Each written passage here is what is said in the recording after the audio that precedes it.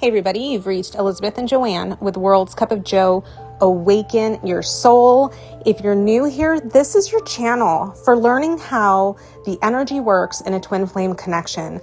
We are here teaching you, guiding you, and showing you what the energy is like and how it plays out with your twin flame, so that not only can you learn how to really bring your twin flame back in, but how to balance them, because balancing is just as hard as bringing them back in. But once you know the energy, it actually becomes very, very simple. So we're here showing you, guiding you, explaining it all, and we want to welcome you.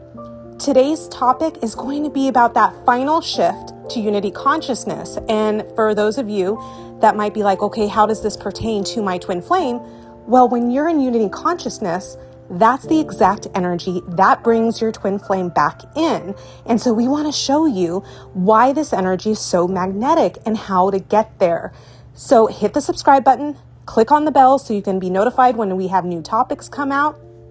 And before we start the video, today is our final day of our Halloween sale. So click on the link, see the programs we have available. We are offering them at 30% discount. This is your chance if you've been struggling, if you have sort of been lost and wondering to yourself, where do I go? How do I get better? How do I break through this, right? Because it sort of feels like this entrapment of mind when you're trying to really work into a place of bringing your twin flame back in. Well, we've created all the programs you'll ever need. Seriously, our programs are life-changing. If you are not in contact with your twin flame at this moment, we would say start with the detox program. Our 30-day detox is phenomenal. Phenomenal. We can't express it enough, and words do not do it justice. You have to see for yourself. Go all in. Choose you. Choose you. Really, truly choose you, and watch what it does to your connection. So, with that being said, we want to welcome you again, and let's get to the video. Here's the question. The final shift, a place of unity, consciousness, neutrality, and freedom. How to get there.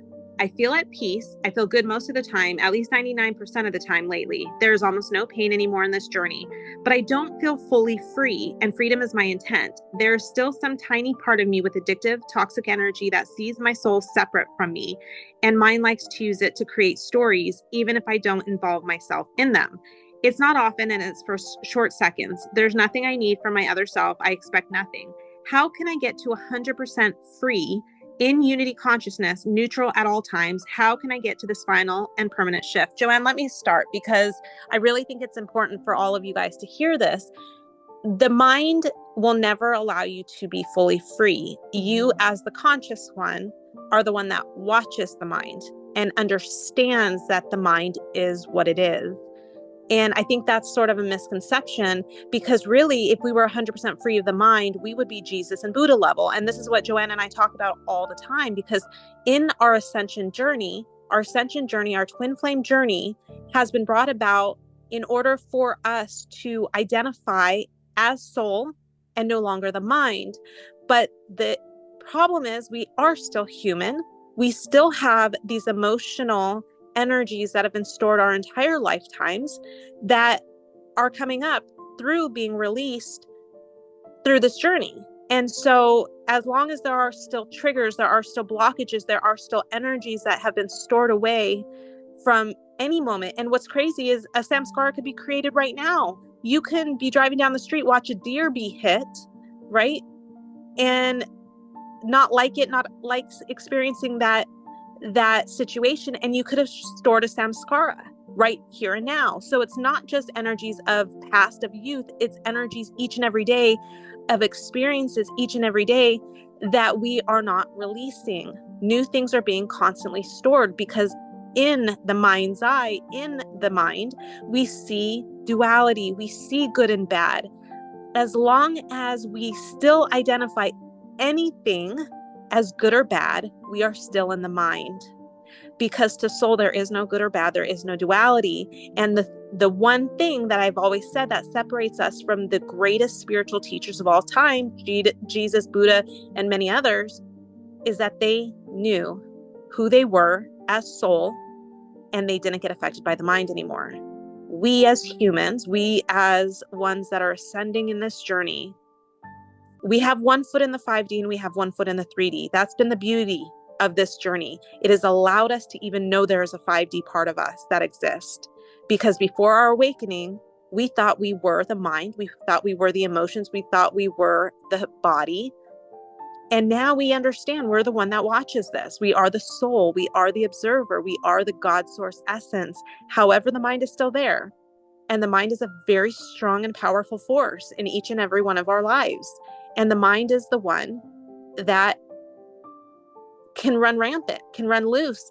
And being the conscious observer is a really hard practice, because for all of the years we existed prior to our awakening, we allowed the mind to dominate, and we thought we were the mind, and we gave all power and credit and decision making to the mind. Instead, now we're told, feel the energy, allow the energy to guide you. And what does that mean, to allow the energy to guide you in this journey?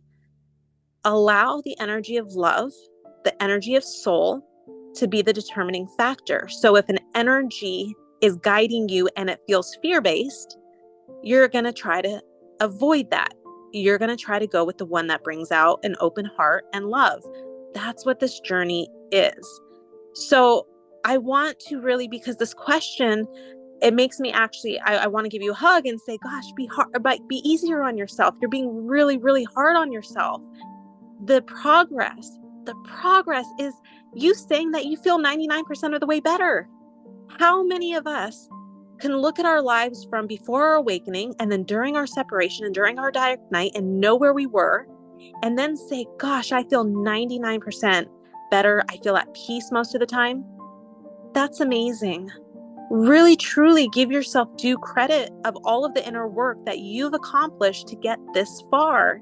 But the mind will never let you see all of that progress. Instead, it's focusing on that 1% that's not truly free. And let's be honest, I don't know if we'll ever be fully free, any one of us, in this lifetime of the mind, because it's there for a reason. It's there for us to continuously be able to ascend. So unless we get to the point where we are Jesus and or Buddha or any other really, really amazing individual that has released all of the mind, then we're going to have the mind, and we're going to allow it to be there and act as a guidance system for us to understand energies and to use it what it was made for, which is to allow us to be in the 3D and survive this life.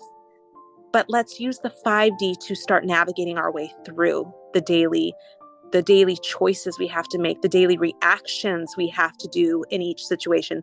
Let's more and more, each of us, allow the 5D, the energy, to guide us in our decision-making skills and not the mind. And each time we do that, we get a little bit better and a little bit better, and we are able to release that much more of the mind each and every time. And that's where the freedom comes. The freedom from mind is us being the conscious observer.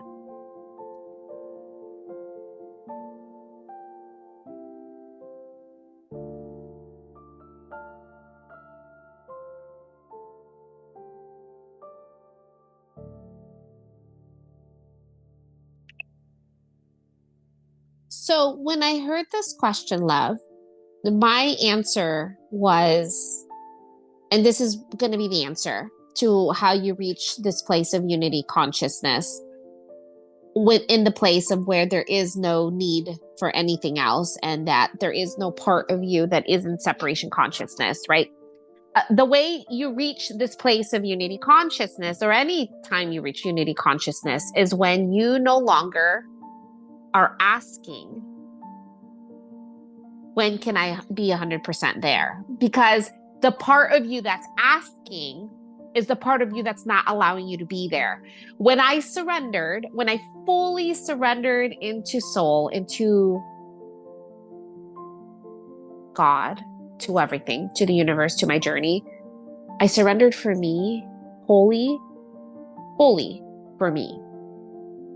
No mind. Mind is not going to be involved in your surrender. And so when you ask, when can I reach this place of unity consciousness, to where you are free, When you get to a place where you are fully 100% aligned with soul and in unity consciousness, there are no thoughts. It's pure being, and there's no searching for, is this 99? Am I there 100%? Is this not, is there still 1%, right? Mind. I want you, love, to allow yourself to just be, to be with unity consciousness, to be with the oneness, to be with all. Not in the sense of Buddha, where you are all 100% unity consciousness, where there's like no mind at all.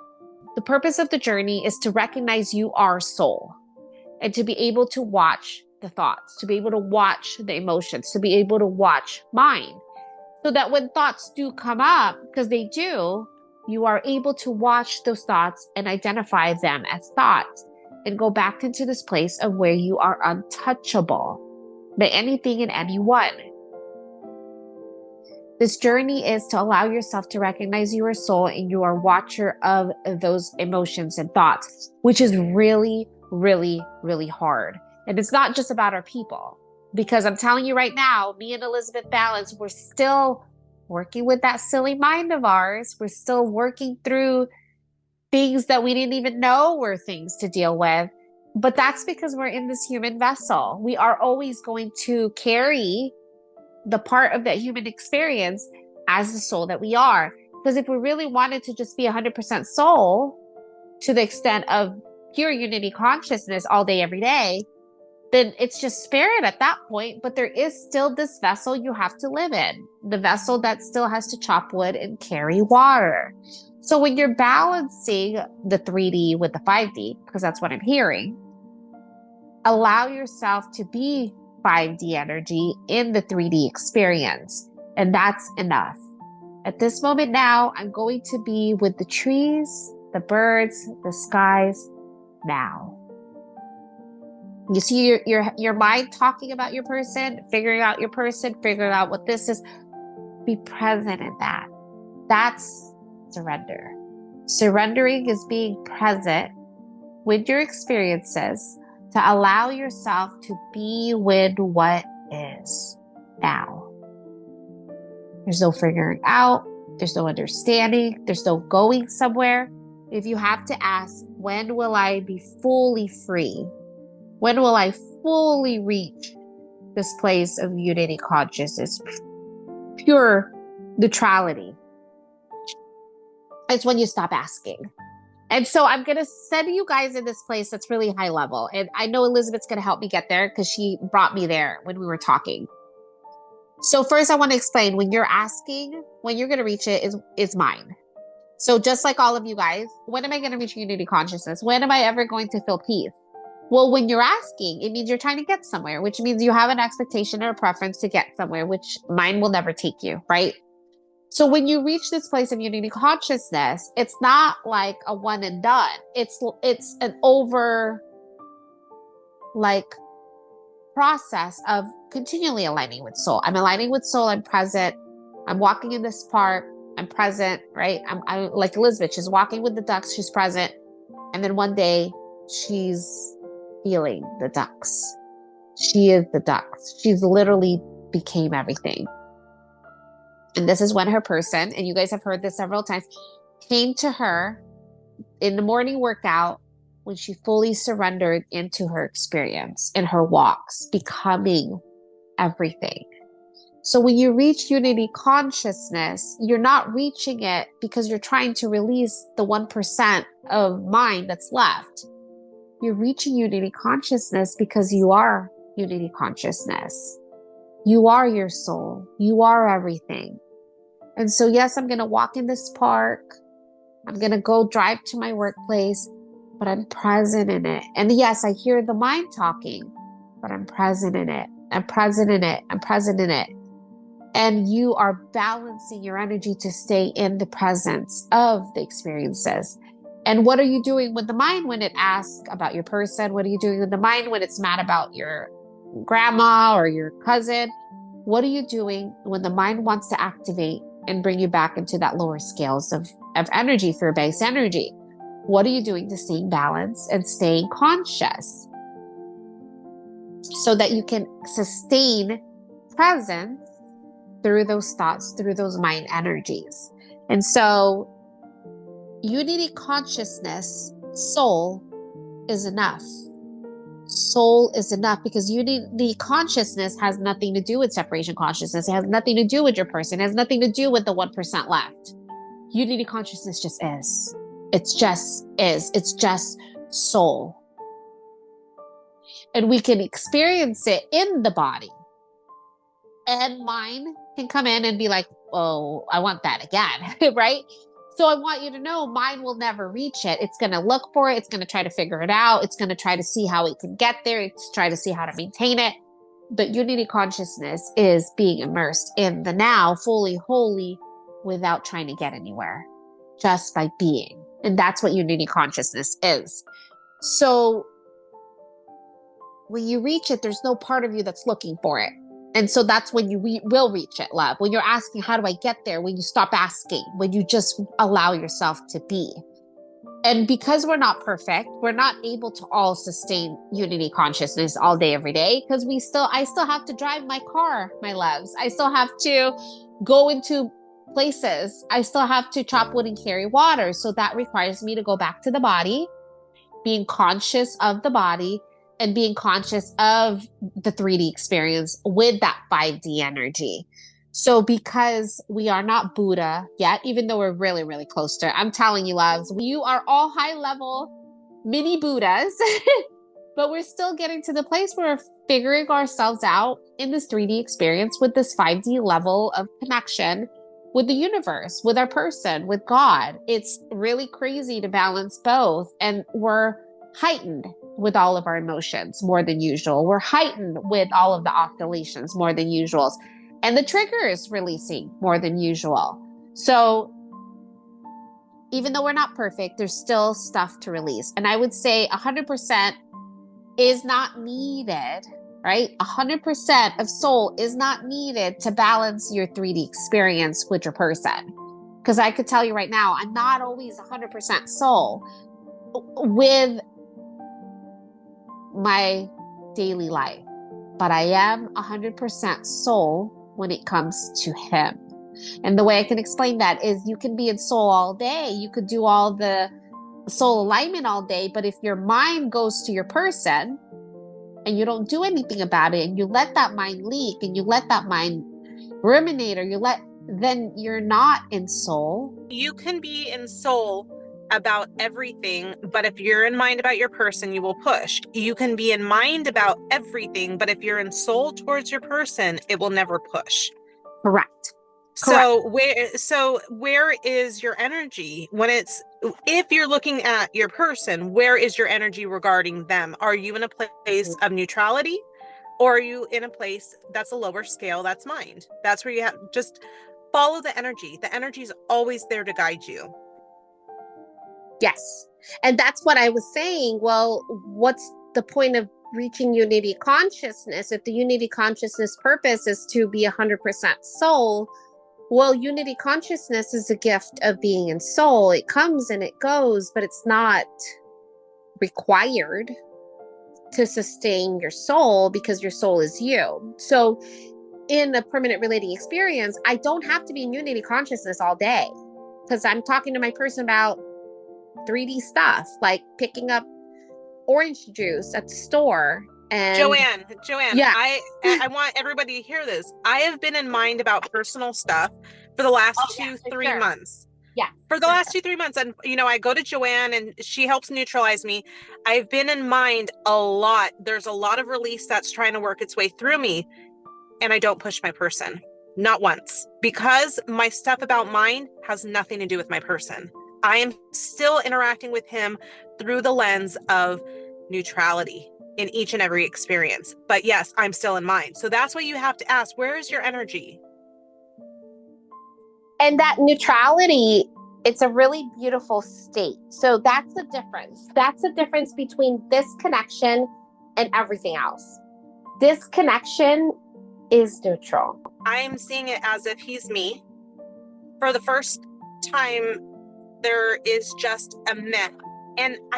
And it sounds bad to the mind, right? Like, this person is my soul. This person is my twin flame. The person I was so addicted to, but there's no addictive energy left. So when I see us, when I see him, when I think about it, it's literally meh.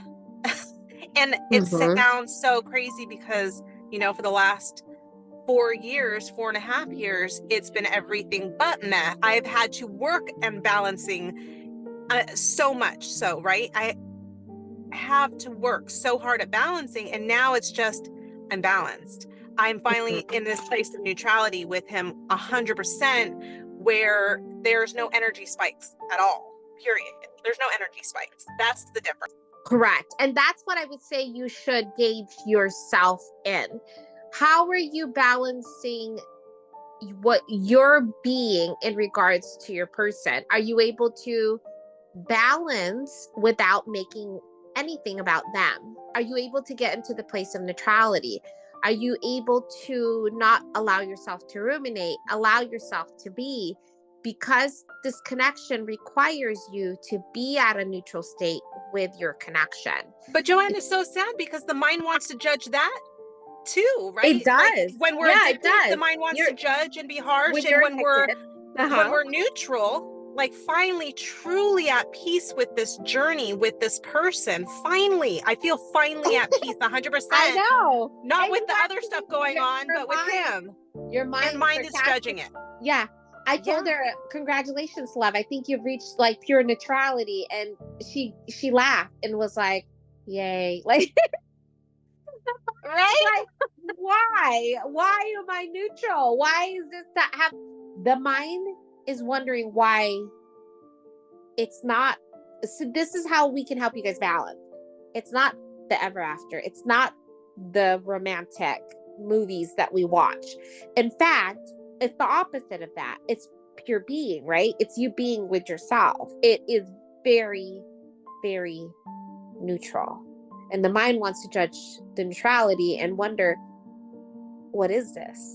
Why is this so neutral? And that's the state you become. That's the balanced state where you are in, where you're with your person permanently, where you are in soul. This is soul. So when you're asking for the percentages, how are you with your energy in regards to your soul? That's the $1 million question. It's not trying to be soul every day, because Elizabeth just told you for the past 2 months, she's been in mind, not about her person. So it's only when you're in mind about your other self. It's only when you're in mind about what they're doing, thinking, and feeling. She doesn't give an F about that. In fact, she's neutralized that so much. I told her she graduated from being in mind in regards to her person and fully is neutral. And you said you and your person, it was just like you. It was just nothing. It's neutral. It's like this. I don't remember exactly. Zen state. Yeah, I don't remember exactly, because it's been, when I'm with my person now, when I think about us, it's just peace. It is just Zen. And then I see this dynamic. I see these other energies going back and forth. And with my person, it is just my energy now. Like there's nothing to fear. There's nothing to worry. There's no fears associated with my person. And I think that's why the neutrality, the balanced energy, because when I think of my person, it's just pure love. It's just pure being. Mm-hmm. It's this new state that I've reached. But I think I've had to deal with all of these other mind energies to get me to really see how balanced I am in my journey. So this is hard. This is hard work, guys. We are doing stuff that most people in this lifetime will never have to do. And we're doing it for the greater purpose of expanding the mass consciousness. We're doing this for the greater good of everyone. So our work it's hard, but it serves a purpose. It's so hard. And it's so beautiful to hear it. And when I hear it, that's why this journey is so hard, because how do you get to a place of neutrality with this really amazing person that was always about addictive energy? And when you actually get to this state, this is the really great paradox, loves, like big drum roll. When you actually get to the state where you're with this person, it's neutral. It's not the highs and lows. It's not the addictive energy. It's the opposite. It's the opposite. And that's when you know you've neutralized it, is when you just feel at peace, when you are at peace. And they could be next to you. They could be on a phone call with you. They could be sleeping next to you. and you're just at peace because you're sleeping and being by yourself. That's why it's neutral. To be with your soul is because that's what it feels like to be with yourself. Your person is you. Neutrality is soul. And so it doesn't mean you have to be all 100% soul with everyone else or soul about everything else, because we just told you could be in mind. It's when those thoughts come regards to your person and what you're doing with those thoughts. That's where the balancing works. And when you get to that place of neutrality, your person will be there because they are you. And that's a really internal work, right? And even then, because Elizabeth just told you guys, the mind's going to judge. You're doing it wrong when you're in addictive energy. You're doing it wrong when you're in neutrality. You'll never win with the mind. And that's why we were saying, when you're trying to get to this place of unity consciousness 100%, the mind will always be there too. So be present with the mind, because the mind is not you. I can be in soul knowing I am not mine. And for that, I am 100% in this place of unity consciousness being, even if there's thoughts about my person, thoughts about other people, thoughts about situations. I'm present with them. Therefore, I'm the observer. Therefore, I am conscious. Therefore, I am soul, and I am in the presence of God's source energy. That's what you want to aim for. And I could say that's pretty darn close to Buddha level, right? How can anybody in this time, space, reality be able to say these deep, profound things where they can be conscious of thoughts, where they can be conscious of their energies, where they can be conscious and pulling their energy in and choosing them and being conscious to this place of being neutral with this person that the mind gets so activated from? When you balance all of those things, you will get to this place of neutrality, and that is where you can sustain it permanently. But even at that point, because that's what we're sharing with you, it's not perfect. We're not perfect. I have highs and lows still, not about my person. That's like not even a thing anymore. It's everything else. And our people is the biggest catalyst to keep allowing us to keep getting deeper in ourselves. So keep getting deeper in yourself, my love. Do not judge yourself by these high expectations that the mind is giving you on trying to get to soul 100% about everything. Be in soul about soul in this present moment now, and you will reach unity consciousness. You will reach neutrality regarding your person naturally as a byproduct of being in soul without expectations, preference, or judgment, and just being in that moment now. That's it. Be in this moment now, love. Don't get somewhere. Don't try to figure it out. Don't try to get somewhere to reach something and be in this place. Be there because in this present moment, it just feels amazing. And as you continue to reach presence in your every now moment, unity consciousness will reach you almost instantaneously. And I would say I'm pretty darn good at it now, love. Like I could tap into unity consciousness as soon as I get into my car, as soon as I meditate. I can feel into it so much more quickly. So yes, you will be pretty darn close. It's like 99.9999. You will get there. All of us have an ability to get us close to Buddha level. But I'm telling you, there's that percentages that we just can't take away. And I'm okay with that. I live in this vessel. I love the vessel's experiences, the emotions. I do. I appreciate them. When I have a deep, ugly, profound, ugly cry, like, okay, cool, I will release.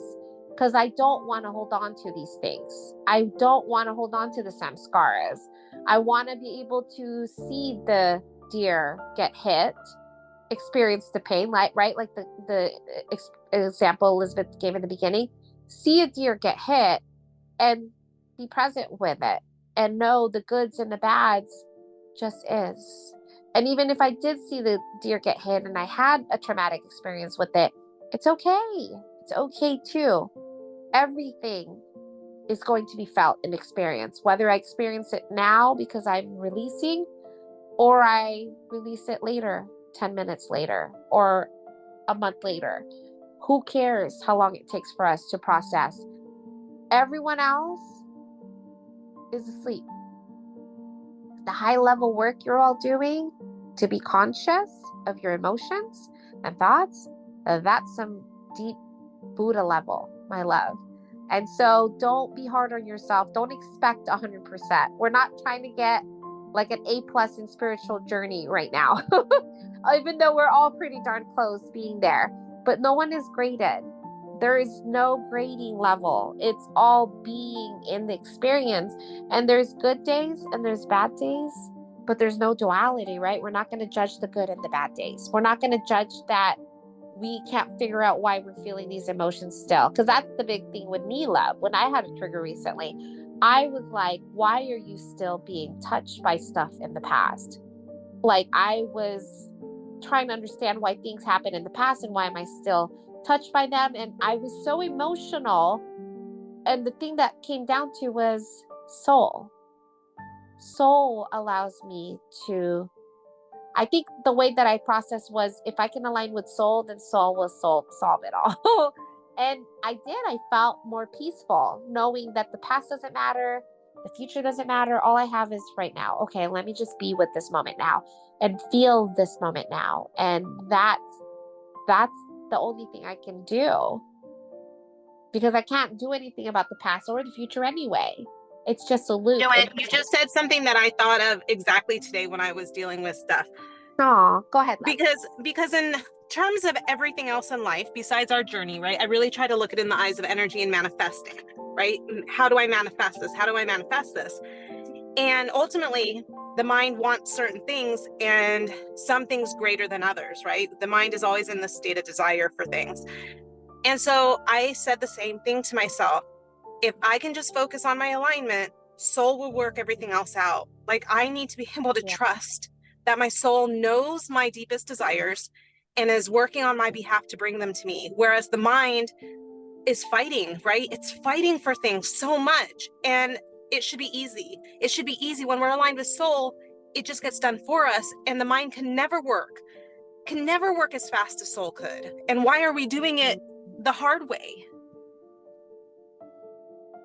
Because we still are giving power to that little part of us that thinks it has to be controlled and doesn't trust that our soul knows everything. The soul was the only solution to get out of that pain, because that's really the only answer.